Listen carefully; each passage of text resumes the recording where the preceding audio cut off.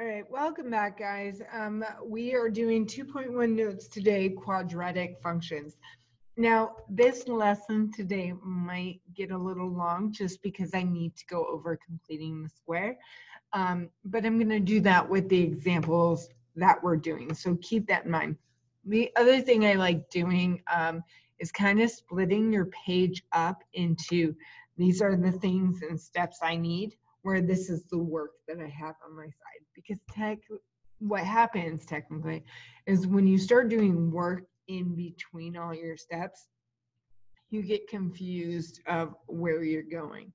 So hopefully I can organize you a little bit more. So let's get started. All right, quadratic functions. The most basic quadratic function, of course, is x squared. That's your parent function, so it has it right here.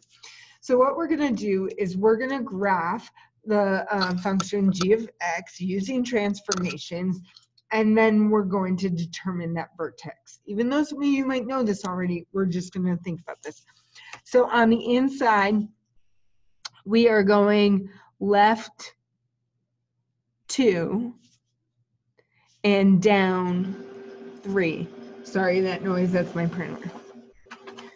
All right, so if I were just to move this parent graph left 2 and down 3, so I'm going the parent of 0, 0, left 2, down 3, we end up with something like this.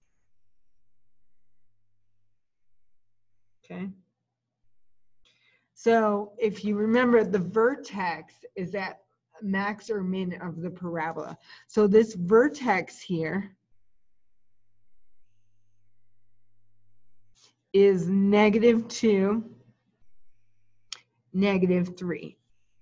Okay, notice that we can identify transformations in vertex form. This is why it's called vertex form, because we can see the vertex. Now keep in mind, opposite H, same K. I'm using H and K because that's usually the form of the vertex. So vertex is usually in H, comma, K. Okay. And you'll see down below that our vertex form that's standard, you have the H and the K. So let's look at those down below. Okay. So here we have a form. This is standard form, but it's not our standard, or it's called general form. General. Well, let's keep it as general. A lot of teachers go back and forth on what standard and general is, because I used to say this is standard form. As you can see, I said that just a few seconds ago. But we need to learn how the questions are going to be asked. So this quadratic function is in general form. Okay, just like this one up here, x squared plus 4x plus 1. All right, that is general form. Now standard form, meaning vertex form, I like vertex better, is our a times x minus h plus k. And that shows the vertex. So I'm going to write this in case I go back and forth, because I'd rather call it vertex form. Okay. Now, I want to point out something. You see how both of these equations have a? These are the same numbers, okay? As you can see, there's no b and c in here, and that's because as we rearrange it, those values change, and the vertex form shows us the vertex. The general form, really all it gives us is the y-intercept, which is c. Okay, so let's keep in mind some other things that we might need. Sorry, my camera ran. The quadratic formula, there's my printer again. The quadratic formula helps us find our x-intercepts, okay? So I'm going to write that down. This helps us find our x-intercepts.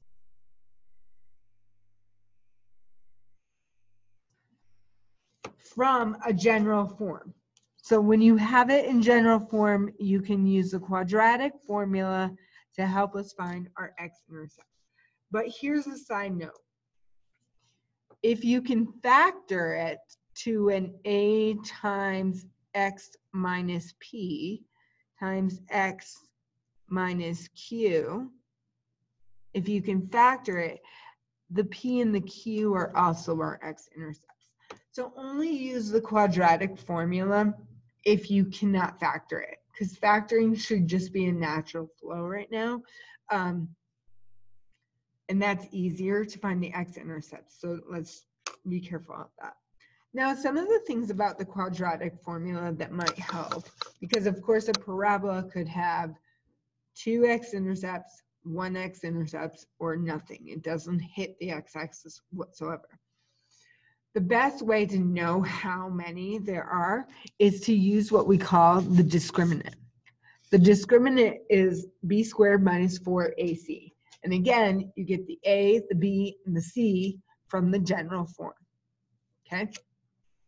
Now, the one thing to keep in mind if you want to know how many solutions there are is if the discriminant is less than 0, there are no real solutions, okay?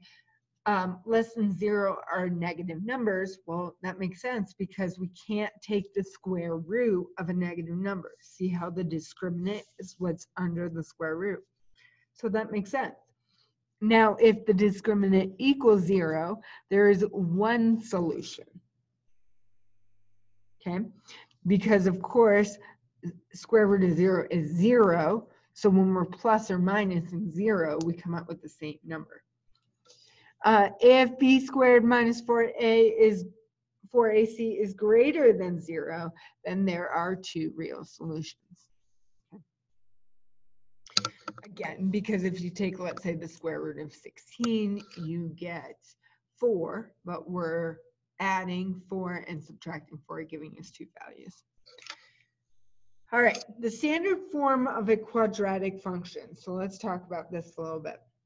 Vertex formula for quadratics in standard form. So of course, this is our standard form, or in my terms, vertex form, because it gives you a vertex. Okay, now, this is all your papers I'm printing out right now.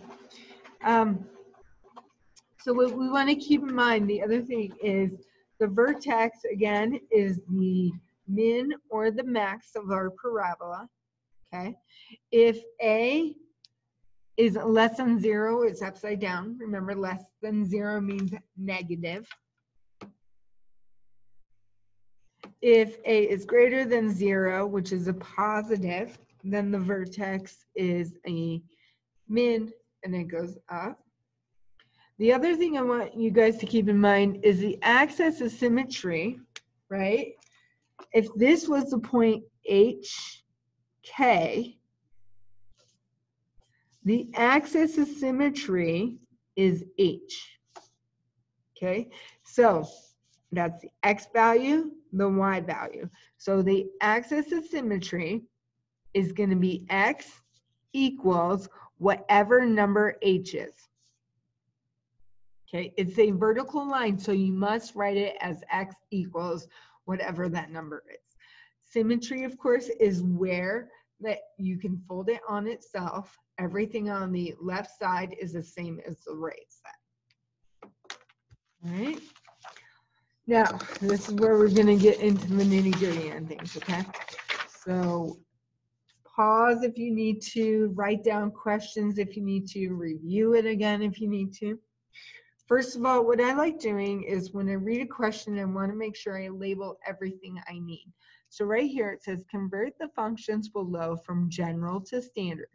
That means I'm going from this form to a times x minus h squared plus k. This is where we need to complete the square, okay?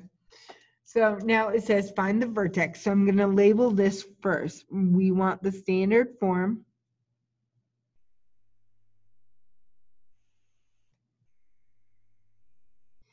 We want the vertex.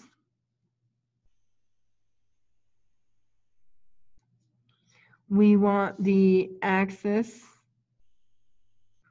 of symmetry. I'm going to shorten this, guys, so that way I have room for my work. And we want the x-intercepts, y-intercepts. All right, and I'm also going to, since I know I just need these things right here, I'm going to do all my work on this side. So I'm actually going to put a line down, and maybe even down here in case I need the room, okay? So this is my answer to the question. But all my work to get those answers are going to be over here. Now, one of the things I want to point out before we do anything is we already have one of these by looking at this. Do you know which one we have? We have the y-intercept. The y-intercept is when x is 0. So if I plug in 0 to this equation here, I get the value 3. Y and x intercepts are coordinate pairs, guys, so you have to use them as coordinate pairs. Okay, you have to write them. You don't just give me 3. Now it looks I didn't read all the directions because I need a graph. So what I'm going to do is save this down here for the graph. I'll just make it super small. Okay, we'll see what happens. Okay, so all of these, well, these first 3, I need it in vertex form to do this. But the x-intercepts, maybe let's get those out of the way first, okay? Just to get them out of the way and we can focus on completing the square. X-intercepts, I gave you 2 ways you can find them. Quadratic formula or factor. Again, quadratic formula, I think there's so many steps that you can take that would allow for mistakes, where factoring is a little bit better, okay? But if we wanted to see how many solutions there are, we would say negative b minus 4 times a times c. If you see this is 16 minus 12, which is 4, and 4 is greater than 0. So remember, if it's greater than 0, we have 2 solutions. So we should get 2 x-intercepts, okay? X-intercepts are when y is 0. Okay, I'd rather factor. So if I factor, what 2 numbers do you multiply to give you 3, but add to give you negative 4? Mean negative 3 and negative 1. So what 2 things make that 0? 3 and 1. And that's our 2 x-intercepts. All right, let's get to completing the square. Okay? When you complete the square, you're going to want, there's 2 ways you could do it. I'm going to try to show you the faster way. Okay? Just the non-confusing way.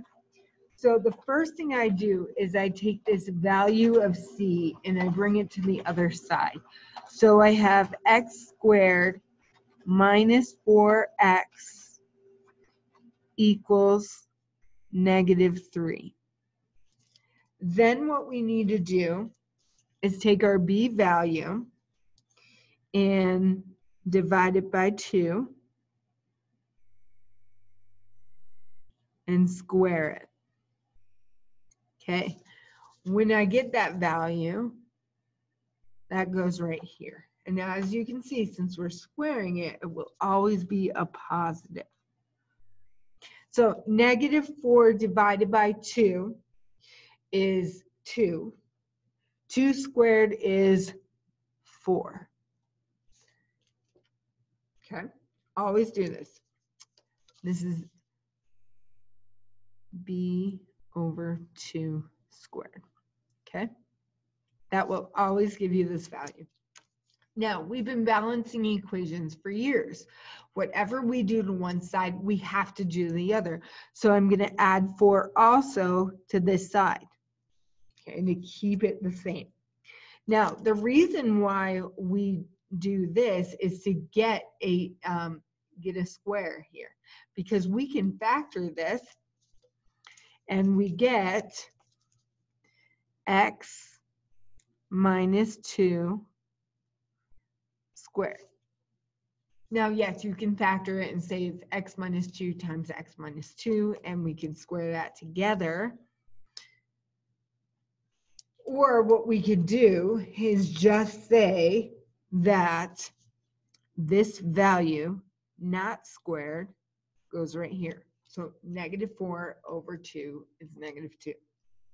And of course, I combine in like terms here.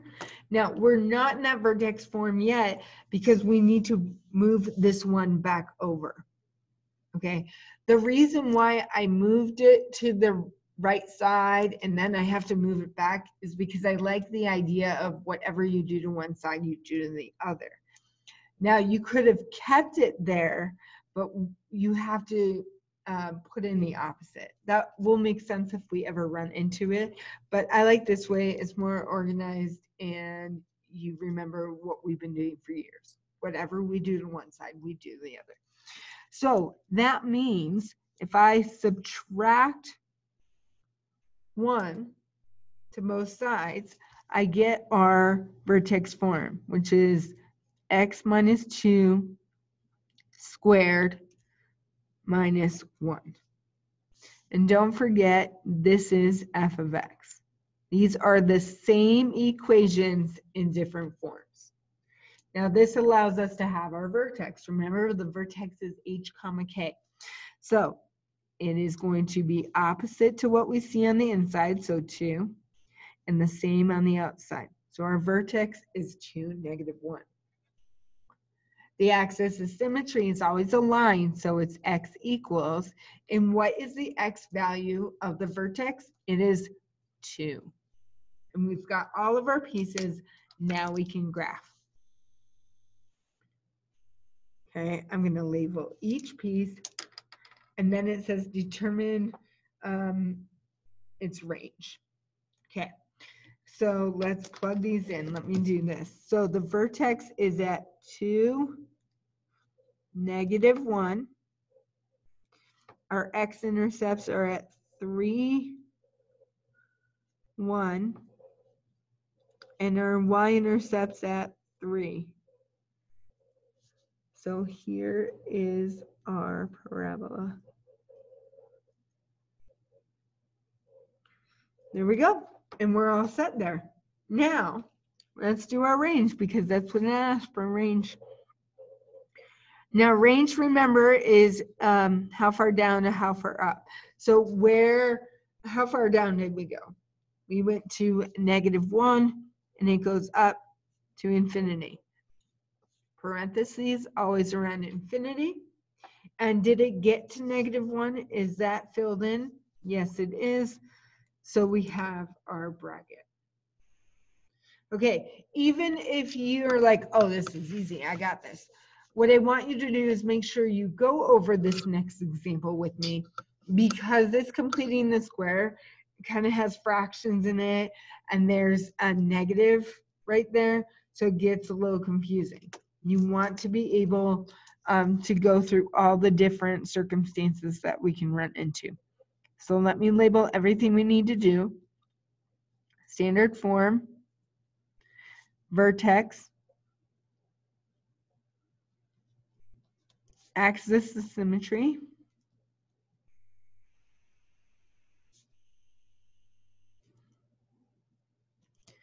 x-intercept, y-intercept.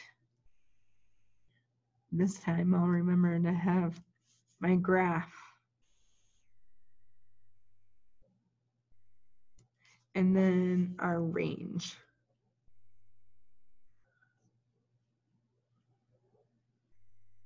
All right. Whew. Let me make some room. Okay. Before we get started, this is not in correct order. X squared will always come first. So I'm going to put it in order. We get negative x squared minus x plus 6. Okay. Now remember, there's one thing we can get right off the bat from this form, and it's our y-intercept. It's when x equals 0 and we get 6. Okay. The other thing I want to point out right away before we do any work is which way is this parabola going to face? Is it going to face up or face down? It's going to face down because it's negative. Now, one of the ways to find the x-intercepts, right, is to factor it.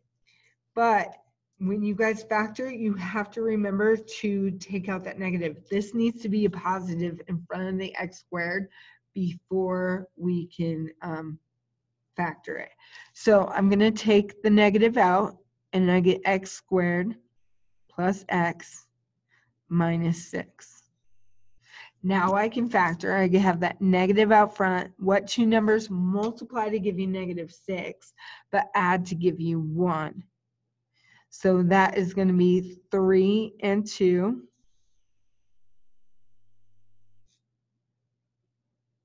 And then since the x is positive 1, we have a positive 1, negative 2. So that makes our x-intercepts negative 3, 0, and 2, 0. Awesome. I mean, you could start labeling that on your graph if you choose so, but that's up to you. All right, now we got to go to completing the square. I'm going to use purple and pink again because that's what I used above. So I am actually going to start with this. Nope, I'm going to start with this. Remember, the first thing I did was I moved that 6 over, or that c value over. So negative x squared minus x equals negative 6. The next thing you're going to want to do, just like we did before we factored, is we have to get rid of that negative. Okay, so, or at least put it out front. So you get negative x squared plus x equals negative 6. Okay, do not factor out that negative when completing the square until you move that c over, because we just want this involved. Okay, now we take our b value, which is 1, divided by 2, and we square it. Well, unfortunately, that's still a fraction, so it's 1/4. Now, remember, the next step is whatever we do to one side, we do to the other. Here's the idea. You have to interpret that anything out front goes with that value. Okay, up here, we didn't have to worry about it because it's 1 out front, and anything times 1 is itself. So in actuality, I'm not putting in 1/4. I'm putting in a negative 1/4. Negative. If this was a negative 2 out here, I would be putting a negative 1/2. So you have to multiply that out. So on this side, I have a negative 1/4. Whatever I do to one side, I have to do to the other. Okay. Now I can make this a perfect square, right? So I have that negative out front. It's going to be x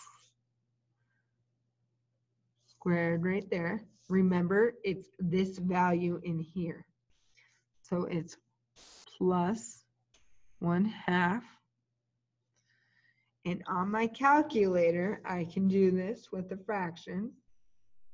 Or you can do it in your head. It becomes negative 25/4. Now remember, I have to move it over to get my vertex form. So I end up getting negative x plus 1/2 squared plus 25/4. And then, of course, this function is g of x. Okay, and that's completing the square. Now, from there, what is the vertex? Remember, it is opposite to what is on the inside, which is negative 1/2. Same on the outside, which is 25/4. Axis of symmetry is x equals, and the x equals what in the vertex? -1/2. All right, let's graph it. Of course, I'm going to graph my intercepts first because because they are integers, it's just easier. So x-intercepts is 2, 0, -3, 0. Now y-intercept is 1, 2, 3, 4, 5, 6, 0. Now, -1/2, so it's right here, and 25/4 is 6 1/4, so it's going to be just right about here. Now, if you look, when you put, sorry, I've been doing this and I haven't, there we go. If we connect all these, didn't we say at the beginning that our parabola would be upside down? And look, it is upside down. It is awesome. Let's talk about that range. Okay, so range is from bottom to top. Well, if you look at the bottom, it keeps going. The bottom then keeps going to -infinity, and it goes all the way up. And where does it stop? It stops at the value of 25/4. It hits 25/4, so that's a bracket. Awesome, guys. Sorry if this is getting a little bit long. I just want to make sure that completing the square is all set. All right, so if you want to get into the nitty-gritty on how things are set up, instead of solving for or completing the square and all that stuff, this is where everything comes from. But I wouldn't go into that, guys. I think that's too much. I would rather you just complete the square, and that will look out great. So let's talk about this. Vertex formulas. So if you have it in vertex form, you have an HK right there. But if you have a general form, another way that you can find the vertex instead of completing the square is doing -b/2a. That's your x value. And what you would have to do then to find your y value is plug in the -b/2a. So that is another way that we can find the vertex, and we are going to practice that down below. So that's going to be up to you what strategy you use. Now, this also works too if one you think at completing it in the square or you get those fractions, okay? So to graph a parabola, so we either have the two forms, okay? We can find the vertex. We're going to try finding the vertex right now with the -b/2a. And then the axis of symmetry, of course, is that x value. And then we're going to find the intercepts, additional points. If there's no x-intercepts, you still want to plug in some points, okay? And then we're going to draw everything. All right, so let's look at what we want. We want to find the vertex, axis of symmetry,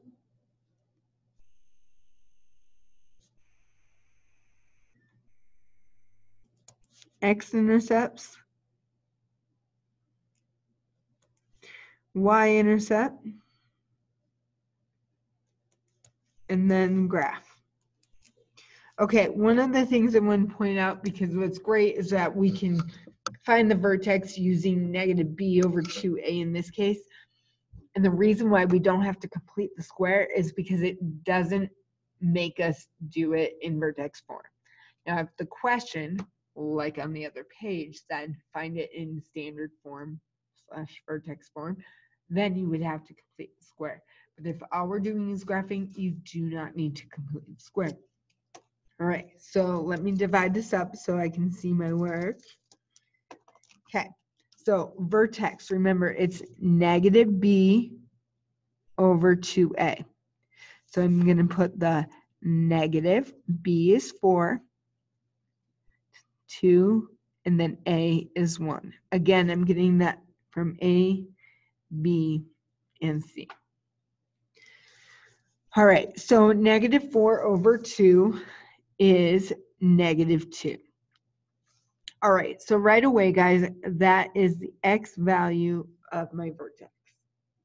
To find the y value, we plug in negative 2 for x, which gives us negative 2 squared plus 4 times negative 2 plus 7. Okay, and that value gives us 3. I'm giving it to you. You can plug it in on a calculator or do it in your head. So the vertex is at negative 2, 3. Axis of symmetry, of course, is that x value. Let's do y-intercept really quick because, of course, that's when x is 0, and when x is 0, we get 7. Now, x-intercept. Okay, we do not have it in vertex form. It doesn't, well, vertex form doesn't matter, I guess. It's not factorable, right? There's no two numbers you can multiply to 7. That gives you 4. So we would have to use the quadratic formula. Well, instead of doing the full quadratic formula, let's see how many solutions there are. So remember, that's with the discriminant. So that's negative b minus 4ac.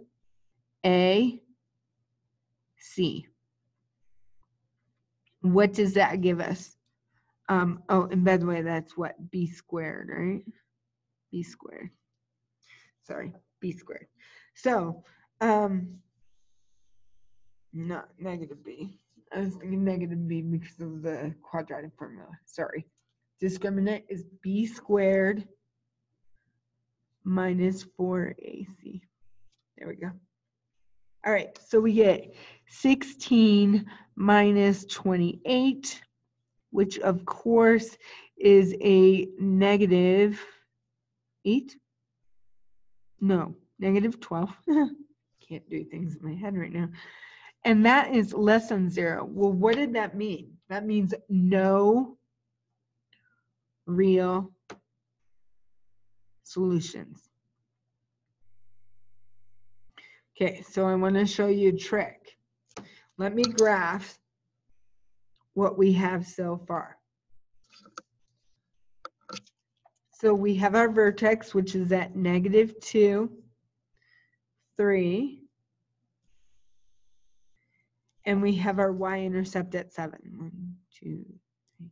1, 2, 3, 4, 5, 6, 7. Okay.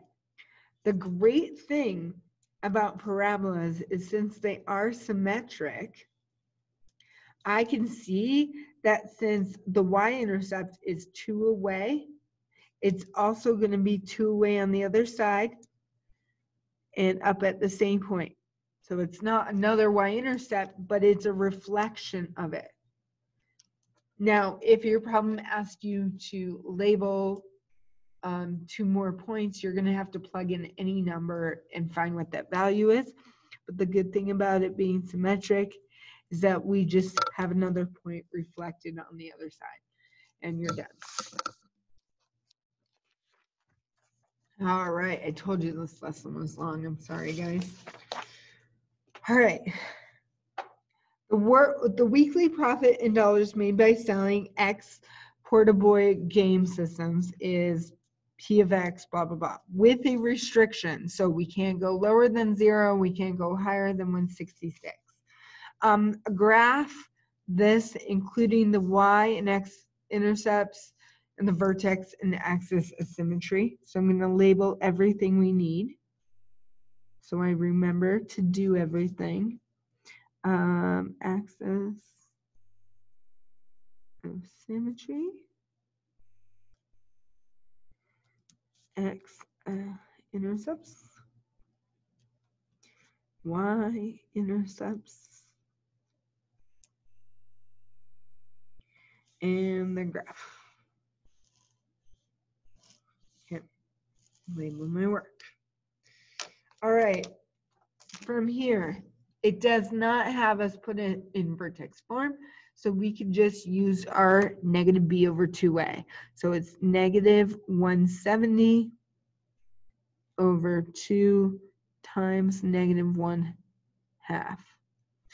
Now remember, I told you we're going to start using decimals and stuff, so make sure you have your calculator out and do not use a graphing calculator because you don't want to depend on looking at that stuff. You want to use the calculator you're going to use on the test. Okay, so if you do this out, I'm actually going to keep it in fraction form right now so I don't have to worry about repeating decimals. Not to mention is because this is the x value, and to find the y value, I have to plug in. It's easier to use the fraction than the repeating decimal because you might be estimating. So when you plug in 170 over 3 for each of your x's, do not forget to put parentheses around the fraction itself. So I want you to try that out really quickly. Pause the video, try it out, and hopefully you come out with this answer of 14,000 over 3. Okay, try that. Make sure that you're plugging it in the calculator correctly and ask me questions if you cannot get that answer. All right, and then of course the axis of symmetry is x equals, and it's that value of 170 over 3. Okay, let's do the y-intercept really quickly, which is 0, negative 50. All right, nobody wants to try to factor that. It's not factorable. You have to use the quadratic formula. So I'm going to show you how to put it in, and then I'm going to show you how you want to write it instead of estimating it out, okay? So I get negative b plus or minus the square root of b squared minus 4 times a times c all over 2a. Now, what I suggest to you is first simplify that out and simplify that out. Okay, I'm going to keep it approximately right now. Okay, so when I do that, if I can grab my calculator really quick, 170 squared minus 4 times negative 1.5 times negative 150, even though I only wrote down 15. Okay, green. Okay, what I am going to do is actually write this in one form, and I'm not going to simplify all the way. So it's going to be negative 170 plus the square root of 28,000 all over negative 3, comma 0. And we also have negative 70 minus the square root of 28,000 all over negative 3, comma 0. Okay. Now, what that looks like is you want to make sure that you are estimating your graph. Okay. Before I graph, actually, what I'm going to do is we're going to interpret the zeros. So if you plug that into your calculator, remember it's not equals, it's approximate, and we get 0.89. So when you actually plug one of those in and the other one, you get a 12.44. Okay, so remember that when you're graphing, it went 10, 20, 30, 40, 50, 60, 70, 80, 90, 120. Okay. I know that the vertex is going to be between 50 and 60, 10, 20, 30, 40, 50, 60. So somewhere here. I know that the x-intercept's right here and right here. As you can see, that doesn't look nice because my spacing is gone. Okay. I also know that 14,000 over 3 is 4,666.67 or 66 repeating. Okay. That's just interpreting. Now, when you interpret also, you have to write a sentence with it. So what we're saying is always bring it back to the situations. What that says is that profit is made between, and then I'm going to approximate that right there to 1 to 112. And then, of course, what am I talking about? I'm talking about systems.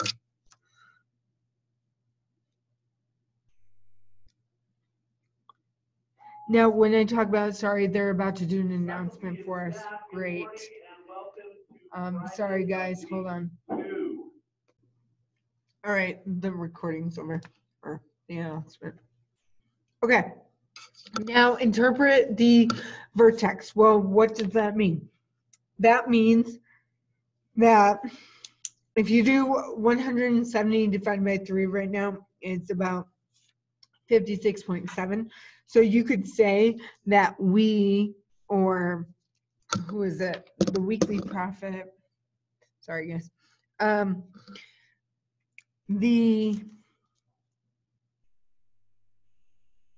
how do I want to say this? I didn't want to say we. In my papers, I have we. We make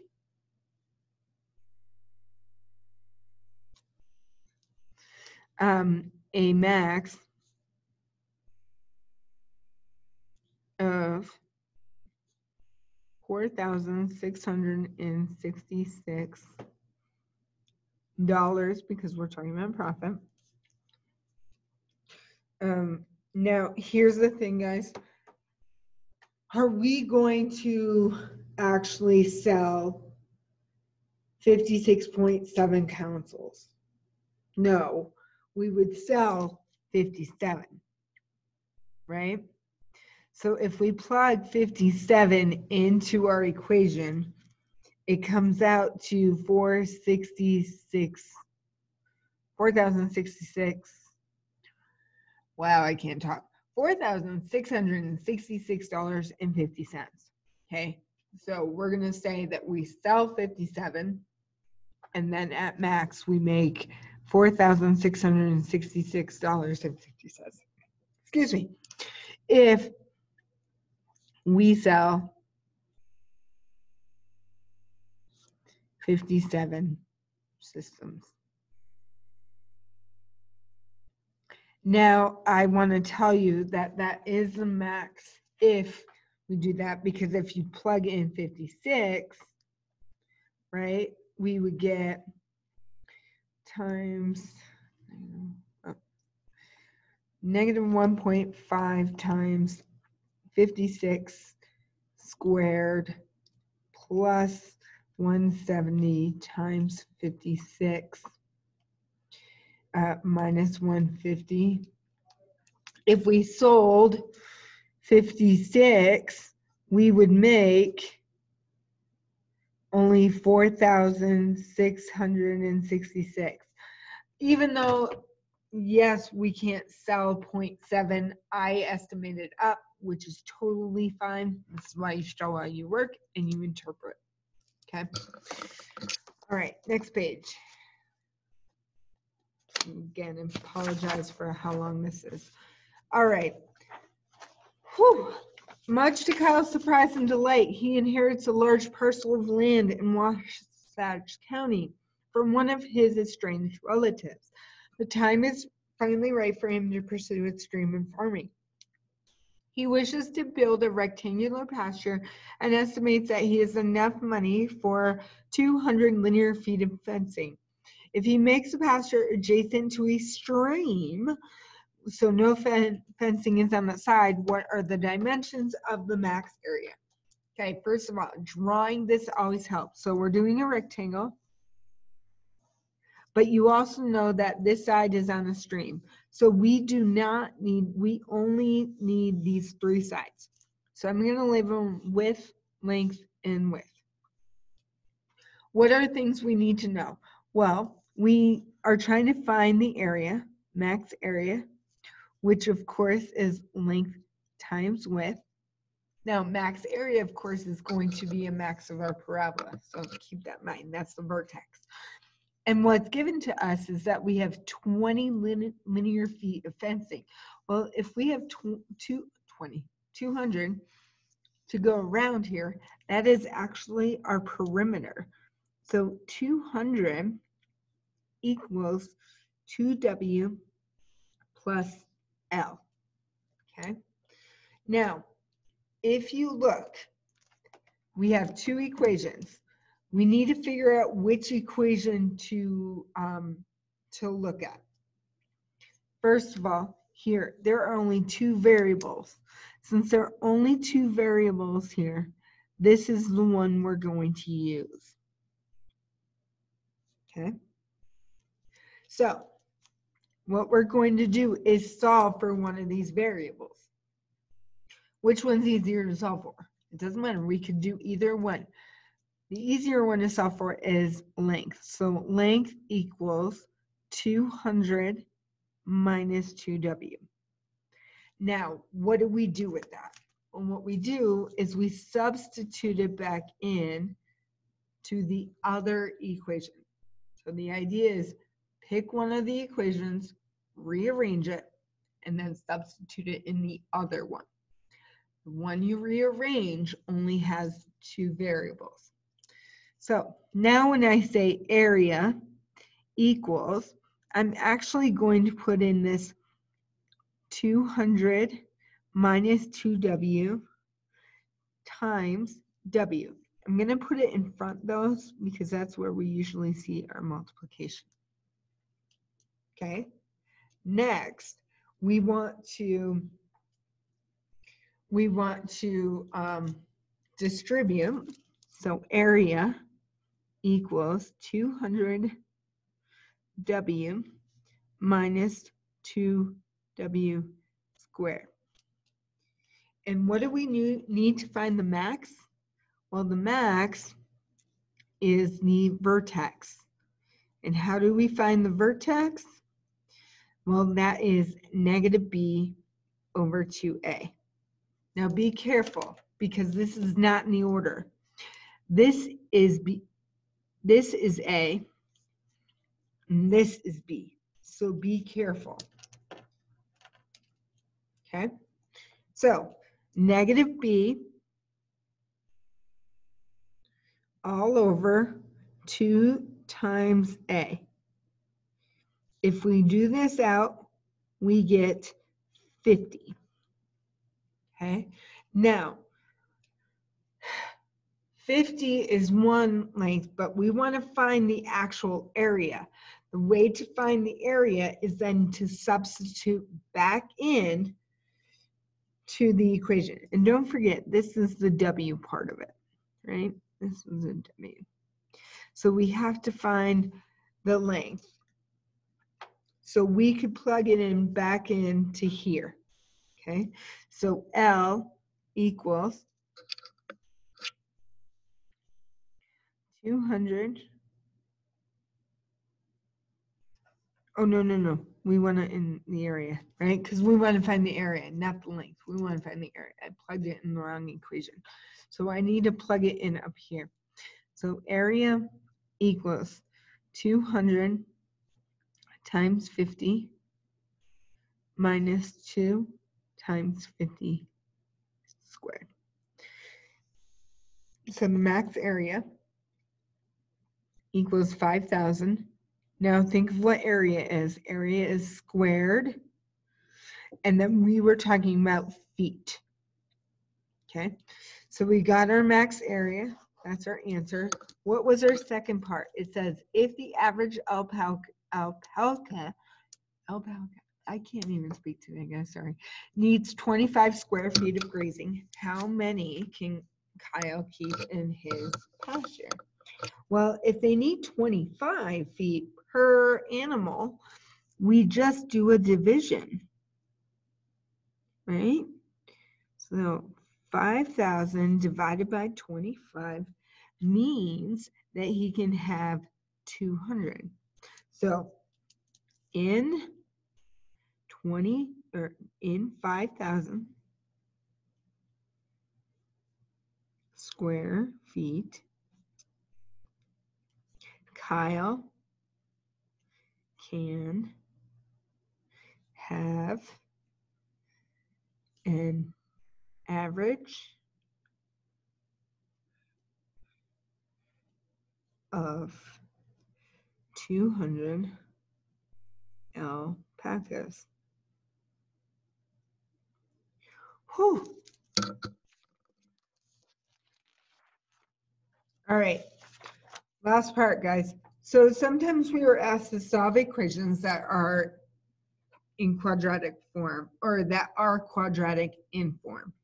We can use substitution and what we know about quadratics to help us solve. Okay, this is called use substitution.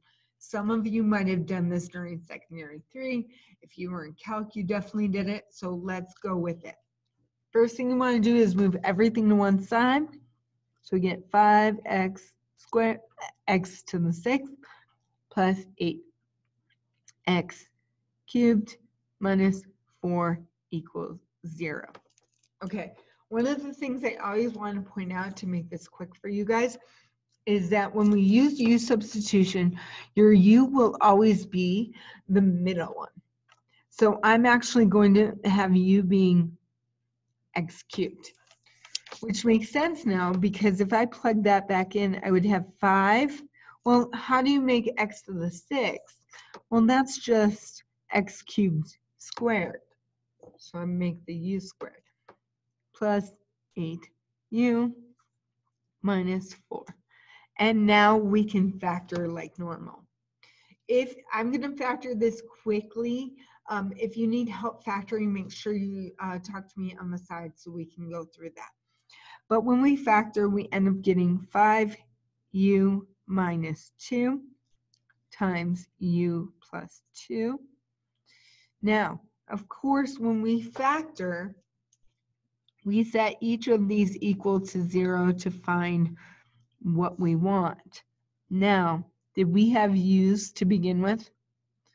No, we did not. So what's going to happen, guys, is that we are actually going to plug the x cubed back in. So 5x cubed minus 2 equals 0. X cubed plus 2 equals 0. And we solve.